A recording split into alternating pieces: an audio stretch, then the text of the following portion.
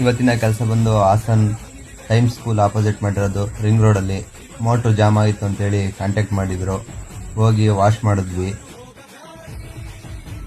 Wash ಮಾಡಿದ್ಮೇಲೆ motor ಮೇಲ್ ಬಂತು. 160 ಅಡಿಲಿ ಮೋಟ್ರು ಇದು ಜಾಮ್ ಆಗಿತ್ತು.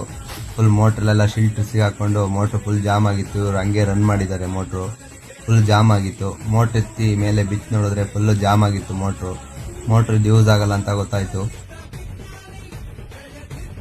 ಕಸ್ಟಮರಿಗೆ ಮತ್ತೆ ಹೊಸ ಮೋಟ್ರ್ ಹಾಕಿ ಅಂತ ಹೇಳಿ ಮತ್ತೆ ವಾಶ್ ಮಾಡೋಕ್ಕೆ ಸ್ಟಾರ್ಟ್ ಮಾಡಿದ್ವಿ. ವಾಶ್ ಮಾಡೋ ಶಿಲ್ಟ್ ಬರ್ತಾನೆ ಇತ್ತು. ಶಿಲ್ಟ್ ಬರ್ತಿದ್ದ ಕಾರಣಕ್ಕೆ ನಾವೇನು ಮಾಡಿದ್ವು ಅಂದರೆ ನಮ್ಮದು ಫಿಲ್ಟರ್ ಕೇಸಿಂಗ್ನ ಇಳಿಸ್ಕೊಂಡ್ವಿ. 200 ಅಡಿ ಬೋರ್ವೆಲ್ ಇದು. 200 ಅಡಿವರೆಗೂ ಫುಲ್ ಫಿಲ್ಟರ್ ಕೇಸಿಂಗ್ನ ಹಾಕ್ಕೊಂಡ್ವಿ.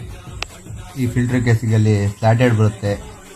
ಒಂದು ಸೈಡು 4 ಸ್ಲ್ಯಾಟೆಡ್ ಇರುತ್ತೆ, ಆಪೋಸಿಟ್ ಸೈಡು 4 ಸ್ಲ್ಯಾಟೆಡ್ ಇರುತ್ತೆ. ಇದರಿಂದ ನೀರು ನಿಮಗೆ ಫಿಲ್ಟರ್ ಆಗಿ ಒಳಗಡೆ ಬರುತ್ತೆ. ಇದರಿಂದ ಮಣ್ಣು ನಿಮಗೆ ಶಿಲ್ಟು ಕಲ್ಪುಡಿ ಏನೂ ಒಳಗೆ ಬರಲ್ಲ. ಮೋಟ್ರು ಜಾಮ್ ಆಗಲ್ಲ.